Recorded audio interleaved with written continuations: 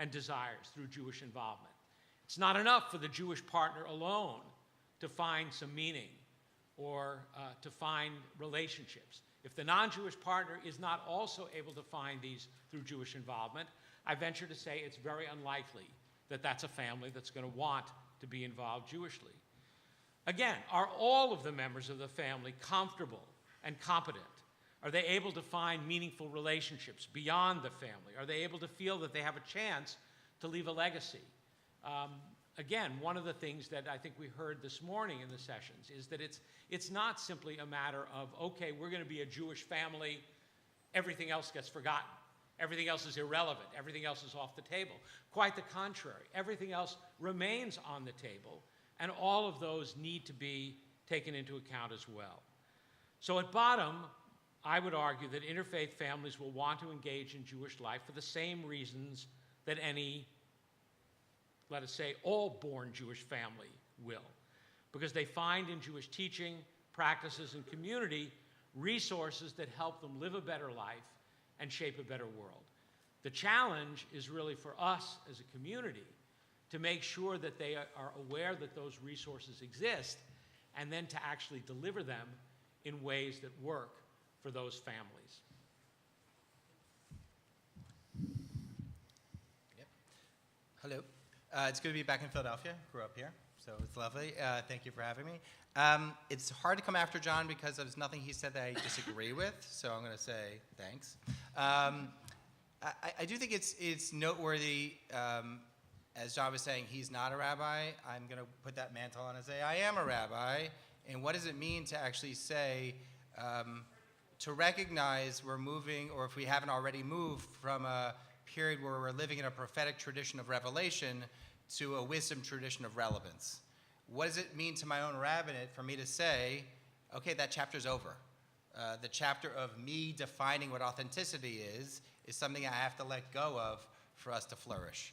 And at the same time, recognize, or at least hope or trust, that if we open up what that chapter of authenticity looks like, of people creating relevance in their own lives, that they will pick up the slack.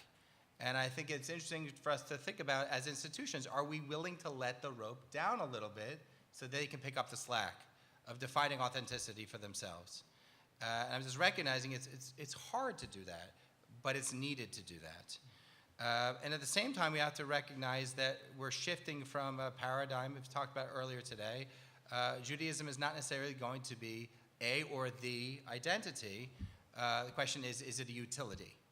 And how is it a lens for understanding these things that it has use? That it's not that I am in service of something else called the Jewish people, God, Israel, or whatever that it is that I am in service of, but does this wisdom tradition offer me something that is useful for me and my life, for me and my partnership with my spouse, for me and my parenting? I think what I get to see through my work with camp directors and their work with families, with kids, is they're desperate to create authenticity around their parenting. And they know they don't know what they're doing. They know that part. And the question is, does this wisdom tradition offer utility and resource to help them do that part better?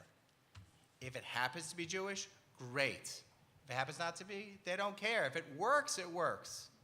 If you can get my kid to express gratitude, I don't care that it happened during Kabbalat Shabbat. Where if you told me I had to experience Kabbalat Shabbat first, I don't want any part of it. So the question is, once we shift from who owns authenticity, who's creating that, and how are we okay with them using it to be for utilitarian purposes, does that make sense? I think we as institutions, educators, et cetera, need to sort of just be okay with the fact that we're sitting on a huge resource of wisdom. And we don't have to be shy about it. I don't have to be a braggart about it. I don't have to say we're better than anybody else, but I don't have to shy away from the fact that we are sitting through a time-tested tradition that creates meaning in lives. Now, how do we share that? I think that's all part of this process that Ron Sorozo and I get sort of revelation in reverse, where we're enabling them to say, I am the authority on how I'm going to make my life meaningful, And how is Judaism going to add to that? None of these things are necessarily religious. But the part that John said, I want to sort of underscore, is this notion of ritual and how important that is, especially when I'm thinking about parenting. How do we create ritual? And I'm not talking about Kiddush. I'm not talking about Havdalah. I'm talking about how do we ritualize the giving over of wisdom to create habits that make me proud of who my kids are going to be, even when I know I will be dead and in a box somewhere before they fully express it. So I just want to put forward the fact that we're sitting on a gold mine of resources, of practices to actually instill another generation with how to be a mensch. And I just think we have to get behind it and sell it.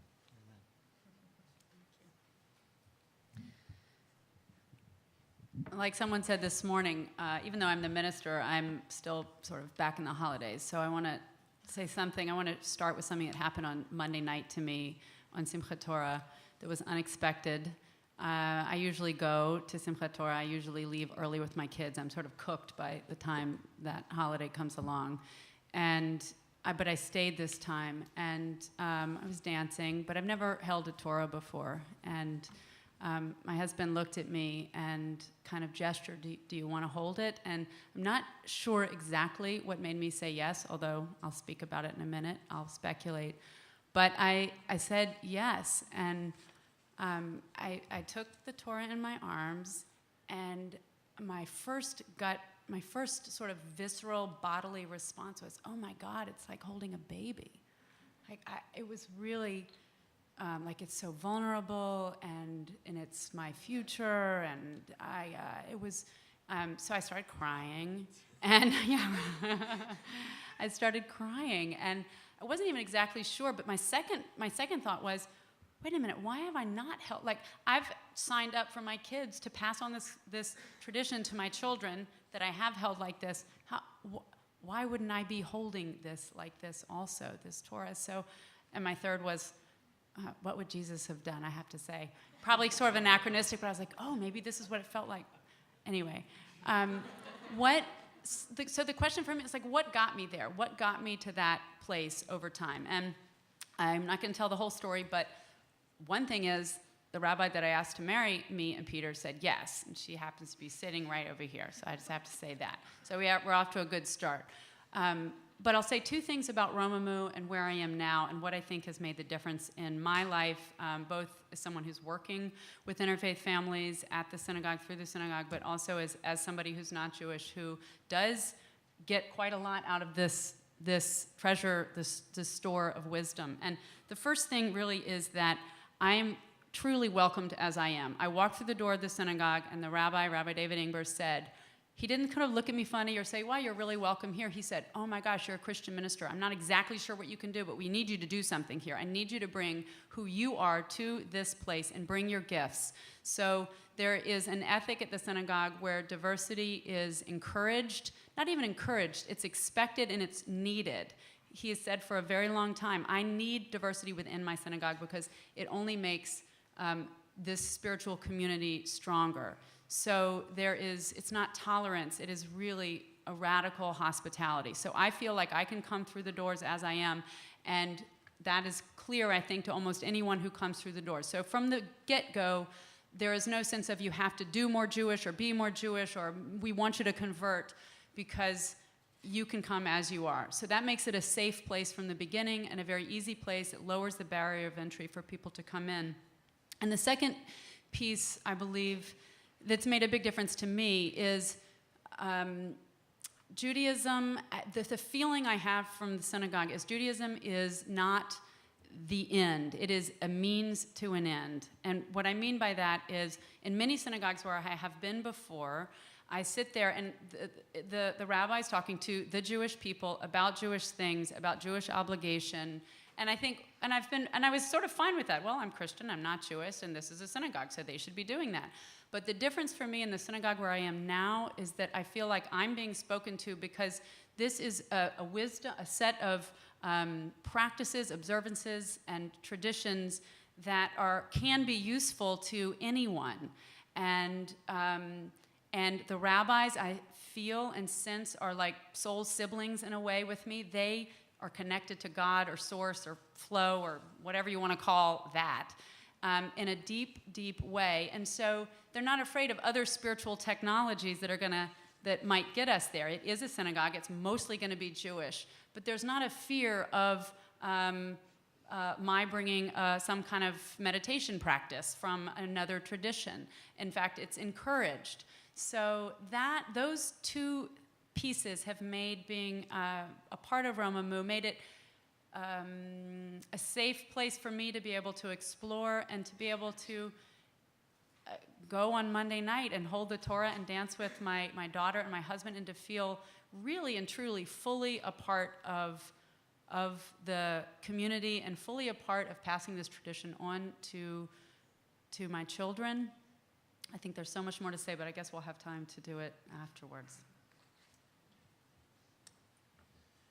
I just want to say that the mere fact that this conversation is happening with this auspicious group of thinkers in this room and other rooms is really fantastic and humbling, so thank you for convening it. I believe it was Rabbi Louis Jacobs in England who said that we have the choice of living in forts or living in ports. If you live in a fort, then it's walls and it's us versus them and it's fear, and there's many ways of living in forts. That paradigm is well known. And there's ways of living in ports that are more porous, that are more fluid, that are a little more tricky. And it seems to be that the paradigm shift that we've been talking about has occurred. We're living in an age of more ports than forts, and the political climate is just one way of personifying that divide. And certainly I think for the Jewish community in the 21st century, in this country and others, that is the challenge. Do we want to be in a fort, petrified, or do we want to be in a port, open up to the possibilities? I, for one, want to live in ports. I live in one, I believe, and the community that I co-created in New York, and I'm glad that I have one of my colleagues here and all our board members, is one that is port mentality. And here's a story that came to mind as Eleanor, you told your Simchat Torah story, where I really got it. This is about 2 years ago, one of the Bi Mitzvahs that we at Lab Shul do. We have many, many families affiliated with us from all walks of life and faiths and backgrounds. This family was divorced parents. Father was Jewish, the mother was Japanese, Buddhist. The kid was living with a father mostly. After a big heated debate, they both agreed to have a Bi Mitzvah. We invited the mother to share some of the wisdom that she brings to the family. And the event was at a big restaurant in Midtown that has like a 40-foot golden Buddha in the middle of it. And we placed the Torah in front of it. It was a nice combination to bring all things. And in the rehearsal, we went over the various roles that people have. We are everybody friendly at Lab Shul, and we invite people of all faiths to take part of the ritual. In this case, the mother felt comfortable just unveiling the Torah, not holding it, as her son came up to chant and do the storytelling maven, etc. But something happened to her, and she stood there, and she was moved by the moment, and she grabbed the Torah and stood with it after unveiling it with a Buddha behind her, and beamed, and proceeded to spontaneously share a blessing with her son, who beamed, and with her husband, and said, I now understand something about how meaningful this transmission is, and how I can be here with my beliefs, and my mother, and you, and yours, and I want us to get along. So this became a